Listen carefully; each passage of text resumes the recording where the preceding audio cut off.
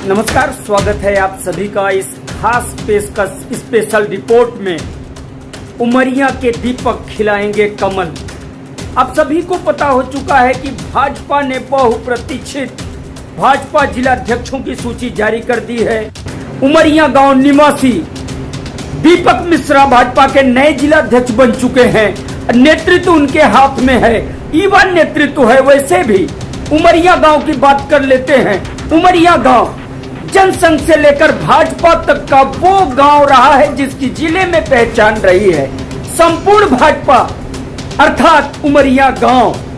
भाजपा के पूर्व जिलाध्यक्ष रहे पंडित घनश्याम मिश्रा, उन्हीं के परिवार के स्वर्गीय पंडित नागेश मिश्रा के साथ उसी गांव के उमाशंकर दुबे बाबूजी, माई जी जैसे तमाम दिग्गज और ऐसे कार्यकर्ता भी भारतीय जनता पार्टी के रहे हैं, जिन्होंने उमरिया गांव के बूथ पर कभी भाजपा को पिछड़ने नहीं दिया।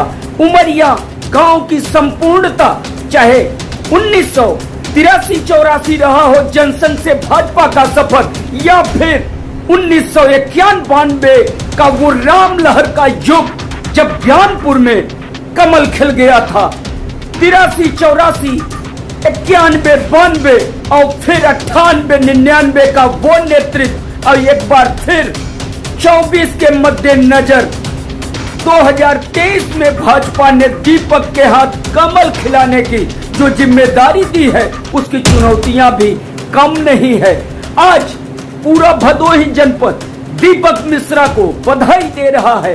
हमारी तरफ से भी दीपक मिश्रा को बधाई। लेकिन आज की इस स्पेशल रिपोर्ट में हम बताएंगे कि वो भारतीय जनता पार्टी जो पिछले चुनाव में एक सीट गंवा चुकी है, लेकिन सहयोगी दल के सहारे एक सीट हासिल कर इस लोकसभा में सिर्फ 2 सीटों पर सिमट चुकी है, जबकि उसकी मुख्य प्रतिद्वंदी और इंडिया अलायंस की प्रमुख दल के रूप में समाजवादी पार्टी के पास इस लोकसभा की 3 सीटें हैं। जीत के अंतराल पे नजर डाले तो ज्ञानपुर और राई में भाजपा और उसके सहयोगी दलों की जीत का अंतराल काफी कम रहा है, लेकिन हंडिया, प्रतापपुर और भदोही में समाजवादी पार्टी की जीत का अंतर काफी अधिक रहा है। तो किस तरह से भाजपा के नए जिला अध्यक्ष दीपक मिश्रा निपटेंगे, इन चुनौतियों से कैसे खिलाने जा रहे हैं वो इस लोकसभा में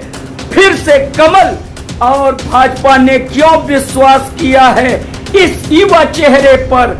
भाजपा का नेतृत्व एक बार फिर आया है ब्राह्मण के हाथ, जिसकी चर्चा हो रही थी इसी जिलाध्यक्ष के चुनाव में कि नेतृत्व किसी ब्राह्मण को मिलेगा, तो मिल गया एक युवा ब्राह्मण को। लेकिन हम जो इस खबर के जरिए बताने जा रहे हैं वो है भाजपा की ऐसी चुनौती जिससे दीपक मिश्रा को पार पाना होगा। तभी दीपक जनसंघ से लेकर भाजपा के सफर तक उमरिया गांव की पहचान को एक बार फिर से कमल खिला के जनपद को कर देंगे भाजपा में।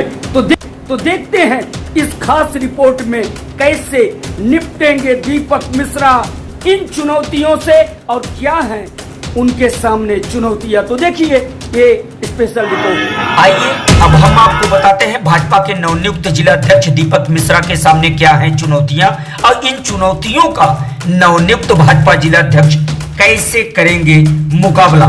तो शुरुआत करते हैं उमरिया गांव से। उमरिया गांव की पहचान भाजपा के पूर्व जिलाध्यक्ष घनश्याम मिश्र फैमिली के रूप में रही है। इस परिवार के वरिष्ठ सदस्य भाजपा नेता स्वर्गीय नागेश मिश्र के पुत्र हैं नवनियुक्त भाजपा जिलाध्यक्ष दीपक मिश्रा। जिलाध्यक्ष के चयन के दौरान ब्राह्मण चेहरे की चर्चा हो रही थी। यह चर्चा घोषणा के साथ सत्य भी साबित हुई। भाजपा जिलाध्यक्ष के सामने तमाम चुनौतियों के बीच संगठन, संरचना, एकजुटता और लोकसभा चुनाव विजय की चुनौती है। लोकसभा चुनाव इसके पहले सबसे बड़ी चुनौती बन चुकी है। आपको बता दें मौजूदा समय भदोही लोकसभा 5 सीटें हैं, इसमें सिर्फ 1 सीट औराई विधानसभा के रूप में भाजपा के पास है और उसकी सहयोगी निषाद पार्टी के पास ज्ञानपुर के रूप में दूसरी सीट है। इससे इधर हंडिया, प्रतापपुर और भदोही की सीटें सपा के पास है। भाजपा और सहयोगी दल की 2 सीटों के जीत की अंतराल, सपा के 3 सीटों पे लंबे वोटों के अंतराल से जीत दर्ज है। इस बार सपा इंडिया अलायंस का अहम हिस्सा है। ऐसे में नवनियुक्त भाजपा जिला अध्यक्ष के लिए ये बड़ी चुनौती होगी कि वह भाजपा संगठन को एक नए स्वरूप, एक नए तेज और युवाओं के जोश खरोश और अनुभवी दिग्गज नेताओं के अनुभव भरे सलाहों पे कार्य करते हुए भाजपा को लोकसभा चुनाव 2024 में विजय दिलाने की दिशा में अहम भूमिका निभाएंगे। आपको बता दें, उमरिया गांव भाजपा का गढ़ रहा है।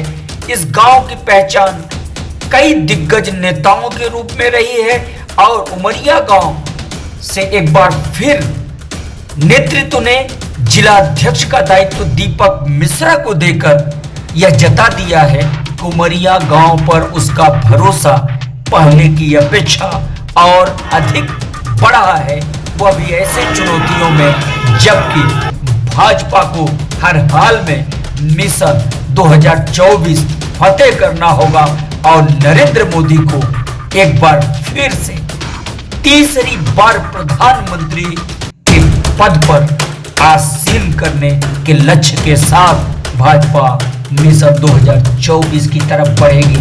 फिर मिलेंगे इसी तरह की एक और खबर के साथ।